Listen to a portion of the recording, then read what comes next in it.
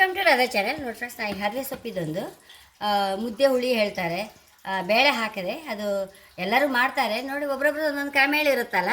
ನನ್ನ ಕ್ರಮದೊಂದು ಹೇಗೆ ಅಂತ ನೋಡಿ. ಈಗ ಫಸ್ಟ್ ಇದನ್ನು ಲಾಯ್ಕ್ ಮಾಡಿ ತೊಳ್ಕೊಂಬಂದು ಕತ್ತರಿಸ್ಕೊಂಡು ಬರ್ತೀವಿ ಫ್ರೆಂಡ್ಸ್. ನೋಡಿ ಫ್ರೆಂಡ್ಸ್, ಒಂದೆರಡು ಹಸಿಮೆಣಸು ಹಾಕಂತ ಇದ್ದೆ. ಖಾರಕ್ಕೆ ಎಷ್ಟು ಬೇಕೋ ಅಷ್ಟು ಹಾಕೊಂಡ್ರೆ ಸರಿ.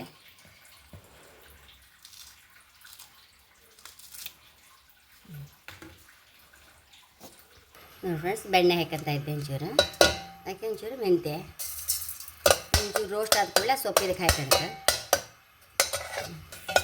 ನೋಡಿ ಫ್ರೆಂಡ್ಸ್, ಇದು ಬೆಳ್ಳುಳ್ಳಿ ಅಲ್ಲ ಮೆಂತ್ಯ ರೋಸ್ಟ್ ಆಯ್ತಲ್ಲ, ಈಗ ಸೊಪ್ಪು ಹಾಕೊಂಬದಕ್ಕೆ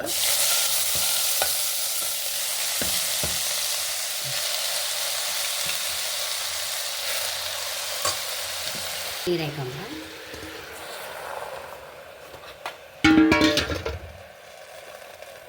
ಒಂಚೂರು ಅರಿಶಿನ,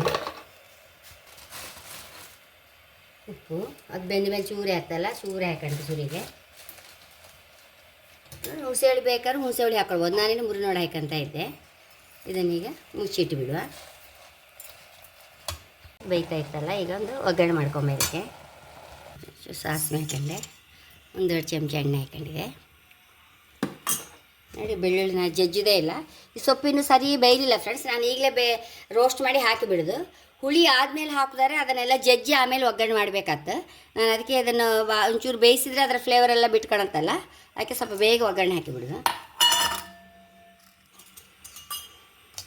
ಫ್ರೆಂಡ್ಸ್, ಸಾಸಿವೆ ಹುಟ್ಟುತ್ತಾ ಇತ್ತಲ್ಲ, ಈಗ ಇದಕ್ಕೆ ಹಾಕೊಂಡು ಬಿಡುವ.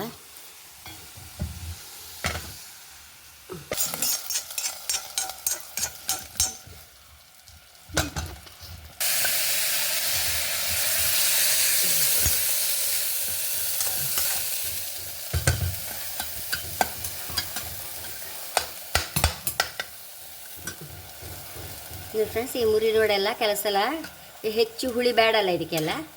ನಾನು ಟೇಸ್ಟ್ ನೋಡಿ ಇದನ್ನೆಲ್ಲ ತೆಗೆದು ಬಿಡ್ತೆ ಕಡೆಗೆ. ಅರ್ಧ ಈಗ ಹುಳಿ ಸಾಕು ನನಗೆ, ಹಾಗೆ ತೆಗಿತಾ ಇದ್ದೆ.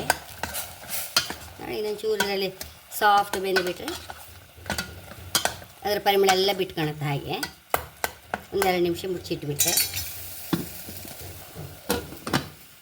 ನೋಡಿ ಫ್ರೆಂಡ್ಸ್, ಬೆಳ್ಳುಳ್ಳಿ ಎಲ್ಲ ಹಾಕಿ ಬೆಂದಾಯ್ತು, ಅದರ ಪರಿಮಳ ಎಲ್ಲ ಸಹ ಬಿಟ್ಕೊಂತ. ಇದನ್ನು ಚೂರು ಕೊತ್ತಂಬರಿ ಸೊಪ್ಪು ಕತ್ತರಿಸಿ ಹಾಕಂತೀನಿ. ಒಂಚೂರು ಕೊತ್ತಂಬರಿ ಸೊಪ್ಪು ಹಾಕಂತೀನಿ. ನೋಡಿ, ಹಾಗೆ ಇತ್ತು. ಬೆಳ್ಳುಳ್ಳಿ ಸಾಫ್ಟ್ ಆಯಿತು ನೋಡಿ. ಈಗ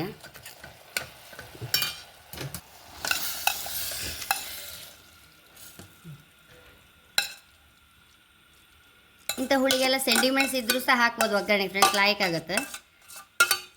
ಅಷ್ಟಪ್ಪ ಸೊಪ್ಪಿದ್ದದು ನೋಡಿ, ಎಷ್ಟೊಂದು ಚೂರು ಆಯಿತು ಹುಳಿ. ಹಾಗೆ ಖಂಡಿತ ನೀವು ಸಹ ಈ ಥರ ಒಂದು ಸಲ ಮಾಡಿ ನೋಡಿ, ಒಳ್ಳೆ ಟೇಸ್ಟ್. ಬೆಳ್ಳುಳ್ಳಿ ಎಲ್ಲ ಬೆಂದು ಒಳ್ಳೆ ಪರಿಮಳ ಬರುತ್ತೆ ಹುಳಿ.